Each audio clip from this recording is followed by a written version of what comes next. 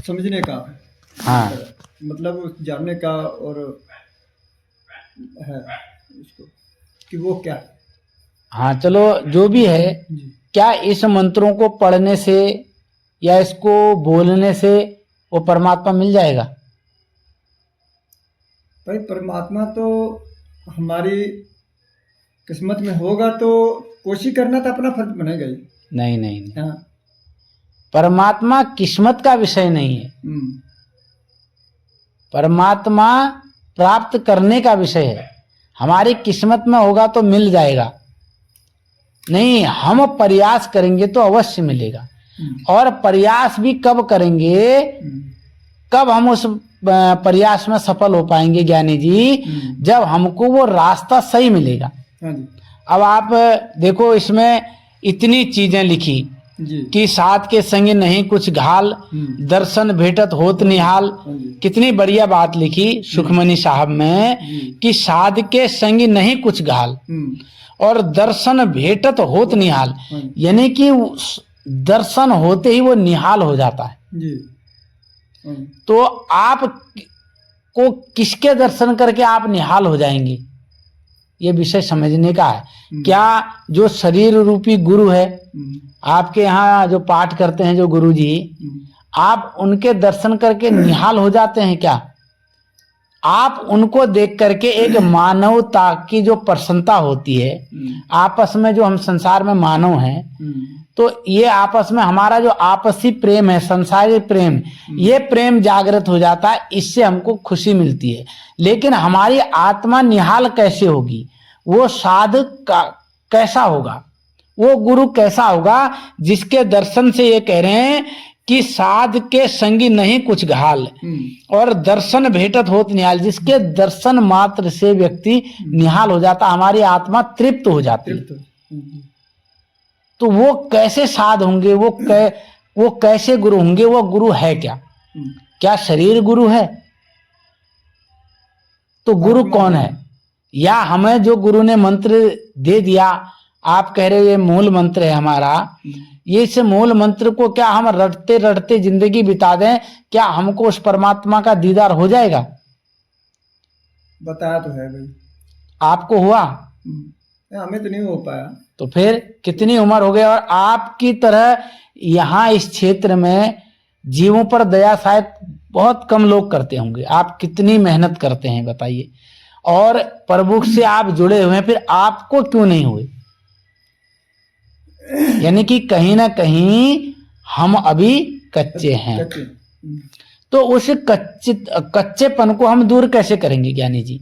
तो ये लिखते हैं, आगे लिखते हैं कि साध के संग यहाँ वहां सुहेला, साध संग बिछरत हरि मेला। अब बिछरत हरि मेला क्या है ना? ये संसारी जो है ये बिछड़ जाएगा। हाँ, यानी कि जब हमको साध मिलेंगे, गुरु मिलेंगे, तो ये उनके मिलते ही ये संसार हमसे अलग हो जाएगा और हरि मेला हो जाएगा। हरि मेला, हम उस परमात्मा से बस इतना ही फिर है, बस मिलने वाले हो जाएंगे।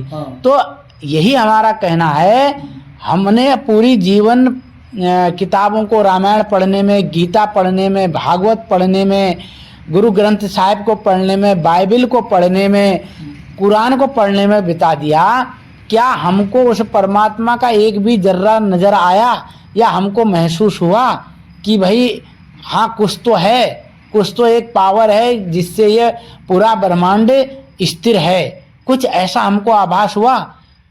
केवल दुनिया में देखने में तो हमको आभास होता हो, हमें तो इस चीज का तो आभास होता है कि हाँ मतलब है कोई चीज, ताकत है। ये तो सारी दुनिया को महसूस होता है कि कोई चीज है। आभास क्या होना है? देखिए, हमारे अंदर ये आवाज आ रही है, हम बोल रहे हैं, हम चल फिर रहे हैं, कितनी बड़ी ये आभास नहीं है क्या? ये भी आभास है।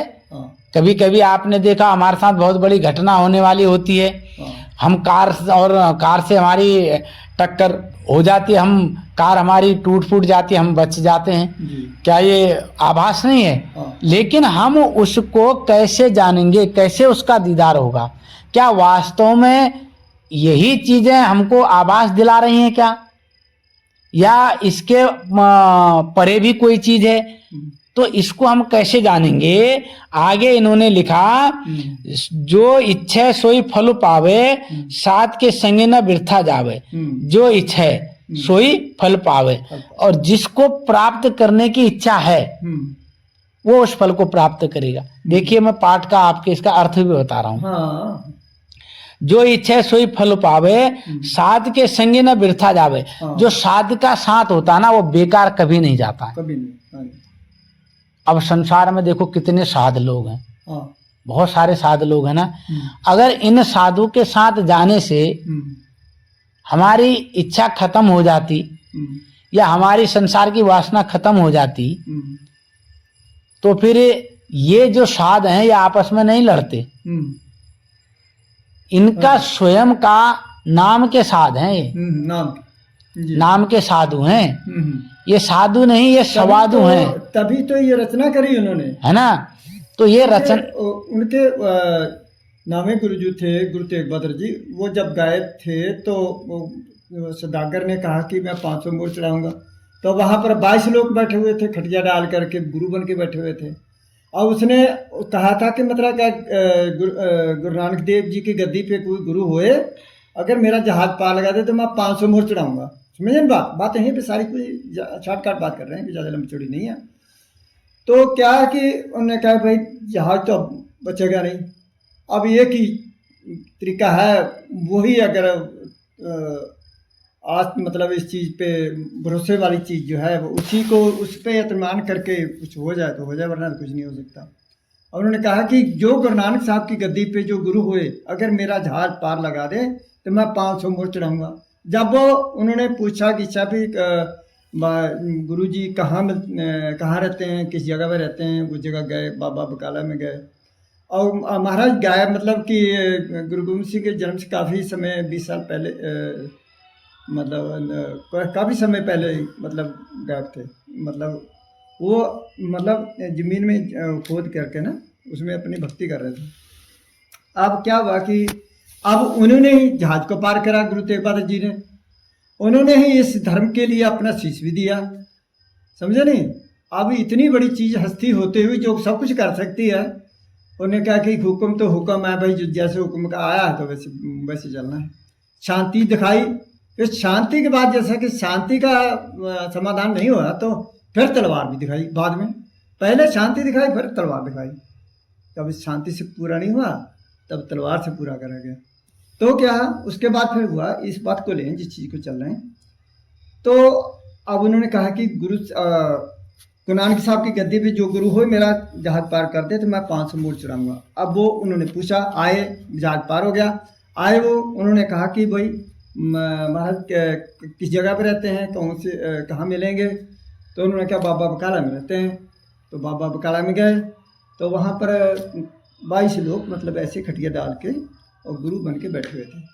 उन्होंने कहा भाई यार 500 मोर अब कैसे सबको पूरी भी होंगी, 500 सबको कहाँ पूरी कर दूँगा। अब यह है कि जो पूरा होगा खुद ही बोलेगा वो।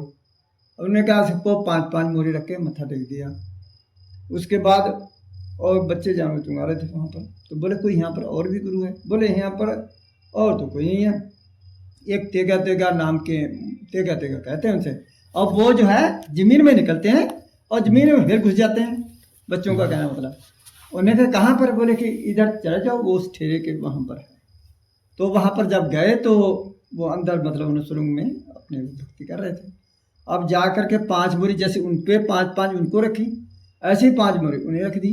5 मोरे रखने के बाद में तो मत्था टेकने लगे कि भाई अरे 500 मोर चढ़ा मार के और 5 मोरे चढ़ा रहा है भाई, देख मेरे कंधे का हाल देख क्या है, तो कैसे तेरा जहाज पार हुआ है। तो 5 मानी भी तुम्हें नहीं, मुझे तो कुछ नहीं चाहिए। तूने मानी थी कि भाई मैं 500 चढ़ाऊंगा अगर मेरा जहाज पार लग जाए, मुझे तो नहीं कुछ चाहिए। लेकिन तेरी बात पे बात चल रही है कि 5 मोरे, अब तुम 5 चढ़ा रहे हो, 500 मानी है। तभी भैया वो खटपट उन्होंने बस ढेरी करी और वहाँ से जब वो वापस भागना शुरू करा तो उन्होंने कहा शांत रहे बस, इससे आगे बात ना जाए। अब वो कहाँ शांत रहने वाला, जब उसको पूरा अंदर से मिल गया पूरा। अब वो गया गांव में जा कर के कपड़ा बांध लिया एक डंडे में और मकान के ऊपर चढ़ गया। बस वो घुमाने लगा, बोले गुरु ला दो रे, गुरु ला दो रे, गुरु ला दो रे। अब लोगों को पता लगा कि क्या है कि कह रहा है कि गुरु मिल गए हैं। और वो तो लोग सब तरस रहे थे उनके दर्शनों को, क्योंकि लापता थे।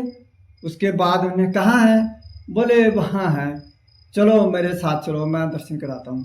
अब वो गए, तो जब मतलब गए तो संगत सब हाथ जोड़ के खड़ी हो गई, महाराज बस अभी तक तो हम जिंदा थे, लेकिन अब हम जिंदा नहीं रह सकते आपके बगैर, अब हमारे साथ चलोगे तभी हम जिंदा रह सकते हैं, समझे नहीं बात। तब फिर महाराज उस जगह से हटे। तो मतलब कहने की बात ये है कि देखो असल में इसीलिए ये गुरु गोविंद सिंह महाराज ने 9वें गुरु गुरु तेग बहादुर जी, 10वें गुरु गुरु गोविंद सिंह महाराज, 11वें गुरु गुरु ग्रंथ साहब महाराज, उन्होंने इसीलिए सब ये रच दिया था। उन्होंने साफ साफ बात कही, उन्होंने कहा कि वो था अब